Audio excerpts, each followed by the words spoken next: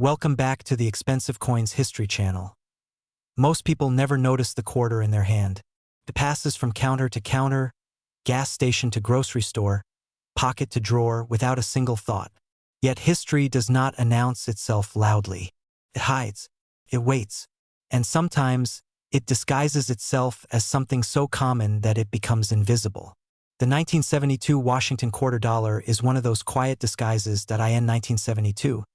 America was not thinking about coin collecting.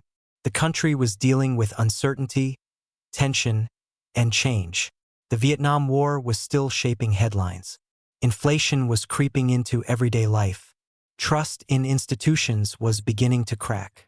And in the middle of all that noise, the United States Mint struck millions of quarters that were meant to be nothing more than tools for daily commerce. No one imagined that one of them would someday command attention, debate, and extraordinary value. At first glance, the 1972 Washington quarter looks exactly like what you expect. George Washington's familiar profile faces left, dignified and calm, a design that had already been in circulation for decades. The eagle on the reverse spreads its wings, proud but restrained. There is nothing flashy, nothing dramatic. And that is precisely why this coin is so dangerous to ignore. Because rarity does not always come from low mintage numbers. Sometimes rarity is born from mistakes that slipped past tired eyes, from moments when precision failed, from metal that was struck just slightly wrong at just the right time. In 1972, the mint was producing coins at enormous speed. Automation had increased, human oversight had decreased, and quality control was not what collectors assume it always was. Dies wore down. Alignment drifted. Planchets slipped through that should never have been used.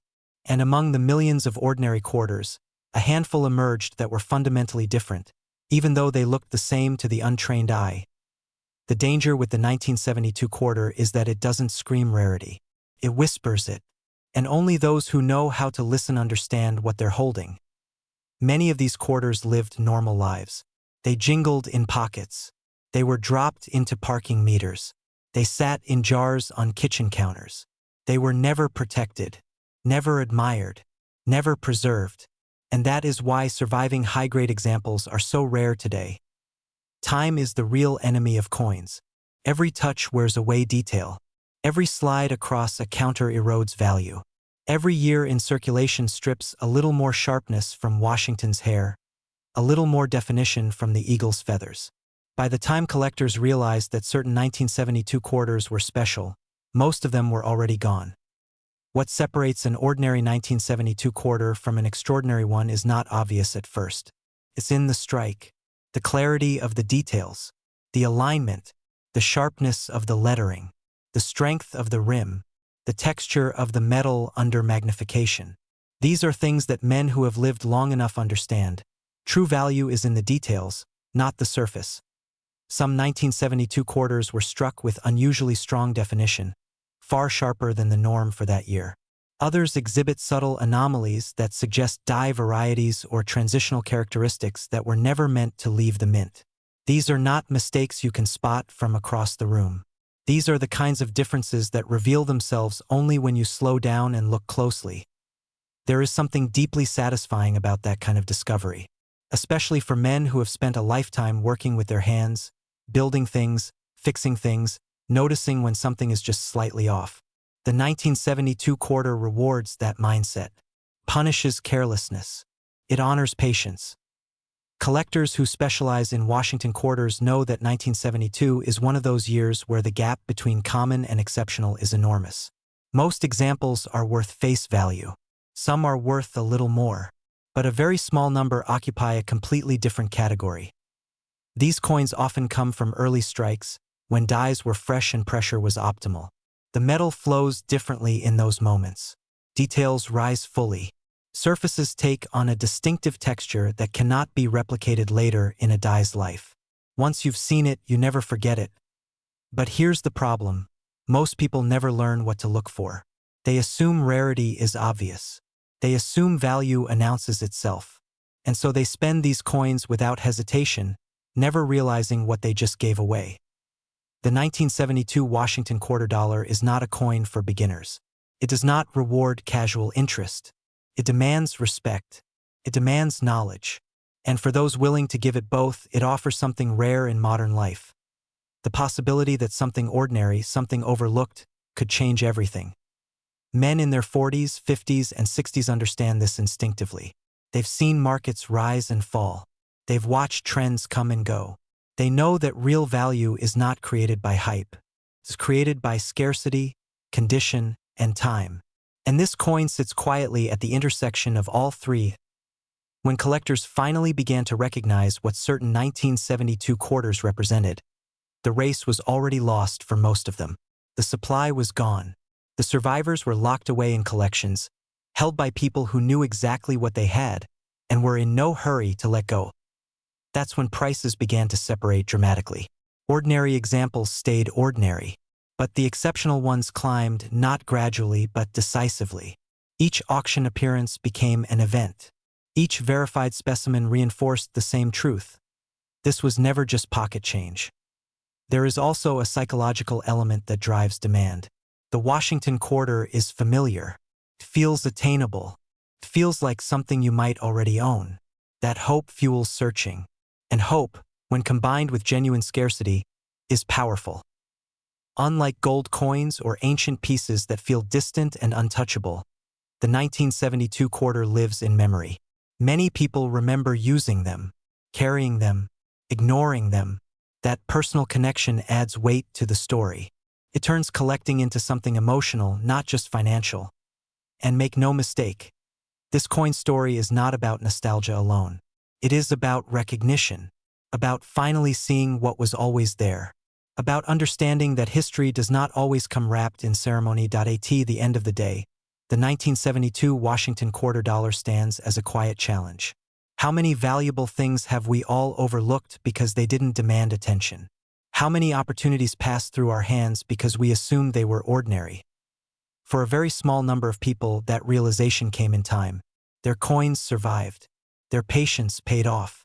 And today, those specific 1972 quarters are no longer measured in cents. At the highest level of preservation, with the right characteristics, the right strike, and the right verification, a 1972 Washington quarter dollar has reached a value of $120,000.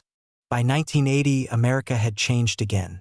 The optimism of the post-war decades had faded, replaced by caution, fatigue, and economic pressure. Inflation was no longer a distant concept. It was something people felt every time they paid for groceries or filled their gas tanks. Coinage, once trusted without question, was now being produced under intense cost scrutiny. The goal was efficiency, speed, and volume.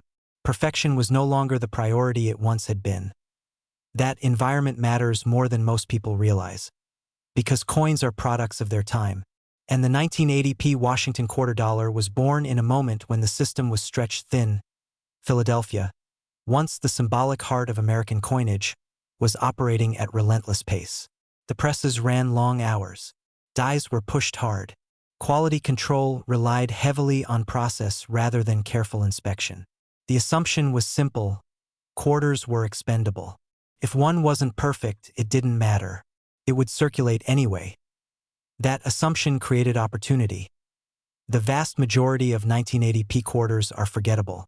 Soft strikes, muted details, flat hair on Washington's profile, weak feather definition on the eagle.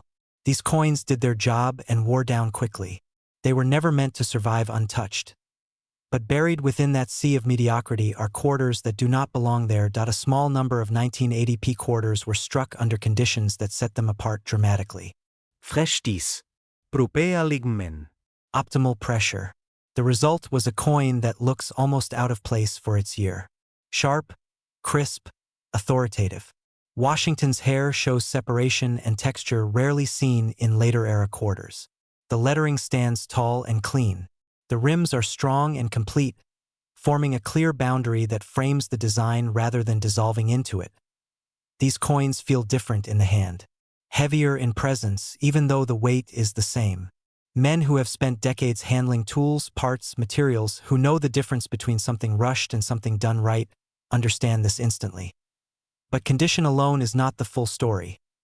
The 1980 quarter exists at a crossroads of modern minting technology and declining craftsmanship. That transition produced anomalies that were never intended to exist. Subtle variances in strike depth, unexpected surface characteristics, minor die issues that escaped detection because they weren't considered worth stopping production over. To most people, these differences are invisible. To serious collectors, they are everything. The problem is that 1980 does not feel old. Many people watching this video remember that year clearly. Some were working full-time. Some were raising families. Some were serving in uniform. The idea that a quarter from that era could be rare feels wrong. It feels uncomfortable. And that disbelief causes people to dismiss what they might already own. This is one of the most dangerous mental traps in coin collecting. Age does not define rarity. Survival does. In the decades since 1980, millions of quarters were destroyed, melted, lost, damaged beyond recognition.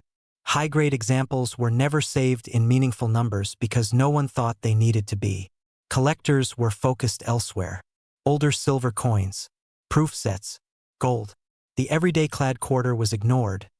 That neglect thinned the population quietly and efficiently. By the time specialists began paying close attention to late 20th century quarters, it was already too late to recover what had been lost. The remaining examples that met strict standards were shockingly few. Another factor that adds to the 1980 P quarter's appeal is consistency, or rather, the lack of it. That year produced a wide range of strike quality, making truly exceptional coins stand out even more. When placed side by side with typical examples, the difference is undeniable. It's not subtle. It's obvious once you know what you're looking at. Washington's jawline is sharper. His eye is clearer. The curls in his hair show depth instead of blending together. On the reverse, the eagle's wings show feather separation instead of flat shapes. The talons grip the arrows with clarity. The olive branch is defined, not mushy. These are not cosmetic preferences. These are indicators of a strike that should not exist in such quality for that year. Men who appreciate precision understand why this matters. Because excellence achieved under poor conditions is always more valuable than excellence achieved when everything is perfect. There is also a psychological scarcity at play. The 1980 P quarter is overlooked because it sits in an uncomfortable middle ground. It's not old enough to feel historic. It's not new enough to feel pristine. It exists in a blind spot where people assume there is nothing to find. And blind spots are where value hides best. Collectors who recognized this early and quietly assembled high-grade examples did so without competition. They searched rolls. They examined bank returns. They looked through inherited jars and forgotten collections. Most of what they found was ordinary, but once in a while, they found something that stopped them cold. Those finds didn't announce themselves with drama. They announced themselves with clarity, with sharpness, with presence. Over time, as certification tightened and population data became clearer, it became impossible to ignore what was happening. The top-tier 1980 P quarters were not just scarce. They were almost non-existent. Demand grew not from hype but from understanding, from specialists who knew exactly how few examples met the standard, from collectors who appreciated what it meant to find quality in a year defined by shortcuts. And when demand meets true scarcity, price becomes irrelevant. Ownership becomes the goal. This is where many people make a mistake. They hear a number and assume it applies broadly. It does not. Most 1980 P quarters are still worth face value. Some are worth a few dollars. A smaller number are worth more. But a microscopic fraction occupy a different universe entirely. These are coins that survived untouched. Coins that escaped circulation. Coins that were struck perfectly when perfection was not expected. Coins that represent an accident of excellence in a system designed for speed, not care. For men who understand legacy, this matters, because this coin is not just metal. It is proof that even in periods of decline, moments of quality still happen, quietly, without announcement. And those moments, once recognized, are rewarded disproportionately. At the highest level of preservation, with the right strike characteristics and verification, the 1980 P Washington quarter dollar has reached a value of $170,000. By 1984, the American quarter had become something few people respected. It was no longer silver. It no longer felt substantial. It was a tool, nothing more. By then, most men had stopped paying attention to change altogether. Coins were something you emptied from your pockets at the end of the day, not something you examined. That indifference is the reason the 1984 Washington quarter dollar matters. Denver was producing quarters at industrial scale. Speed mattered more than artistry. Precision was expected only within loose tolerances. Dies were used longer than they should have been. Presses ran relentlessly. If a coin worked in a vending machine, it passed. In that environment, excellence was not just rare. It was accidental. The typical 1984 quarter is weakly struck. Washington's hair often looks flat, especially above the ear. The cheek lacks depth. The lettering can appear soft. On the reverse, the eagle frequently shows blurred feathers and weak central detail. These coins feel lifeless. They did their job and wore down fast. But every system, no matter how rushed, occasionally produces something that exceeds its own standards. A very small number of 1984 quarters were struck with extraordinary clarity. These coins look almost unreal when compared to their peers. The first time you see one, it doesn't register as a 1984 D. It looks older, stronger, more deliberate. Washington's portrait stands out immediately. The hair shows individual strands instead of blended shapes. The eye is sharp and expressive. The jawline is firm. The lettering is bold, evenly spaced, and cleanly formed. The rim is complete and strong, giving the coin a framed appearance instead of the washed-out edge common to the year. On the reverse, the eagle tells the real story. Feather detail is present across the wings, not just at the edges. The chest is defined. The arrows are sharp. The olive branch shows texture rather than outline. This level of detail should not exist for this mint and year. Yet it does. And that contradiction is what makes this coin so powerful. The 1984 quarter is not famous because of a single dramatic error. It is famous because of how unlikely its best examples are. It represents a moment where everything went right in a process designed to move fast, not carefully. Most of these coins never survived. They entered circulation immediately. They were handled, dropped, scratched, stacked, and spent. The odds of one surviving in pristine condition are incredibly low. The odds of one surviving with exceptional strike quality are lower still. This is where time becomes the deciding factor. 40 years is enough to erase almost everything ordinary. It is not enough time to create nostalgia, but it is more than enough time to destroy condition. That puts the 1984 quarter in a rare position. It is old enough to be scarce in top condition, but not old enough for people to have protected it intentionally. Collectors who understand this know that modern rarity is often harder to find than classic rarity. Everyone saved older coins. Almost no one saved these. Men who have lived long enough recognize this pattern. They've seen tools discontinued. Parts become unavailable. Skills disappear. Value doesn't always follow age. It follows survival. The market eventually caught on, but quietly. There was no media attention, no public rush, just a slow realization among specialists that something was wrong with the numbers. Too few high-grade examples existed. Too few coins met the standards expected for a coin struck in the millions. And once that realization sets in, it cannot be undone. Because supply does not increase with interest. It decreases with time. The few verified top-tier 1984 quarters became tightly held. Owners understood what they had. They were not collectors chasing trends. They were men who recognized a rare imbalance between availability and demand. And that kind of imbalance does not last unnoticed. When one of these coins appears, it does not need explanation. Its quality speaks for itself. Collectors don't argue about it. They compete for it. And competition changes everything. This is also where emotion enters the equation. The 1984 quarter feels attainable. It feels like something that could still be out there. That belief drives relentless searching. And relentless searching, when the object is truly scarce, only increases pressure on price. There is also pride involved. Owning one of these coins is not about showing off. It is about knowing that you saw what others missed, that you understood value before it was obvious, that you respected craftsmanship even when the system didn't. That mindset resonates deeply with men who have spent their lives building, maintaining, and protecting things that others take for granted. The 1984 D Washington quarter dollar is not a loud coin.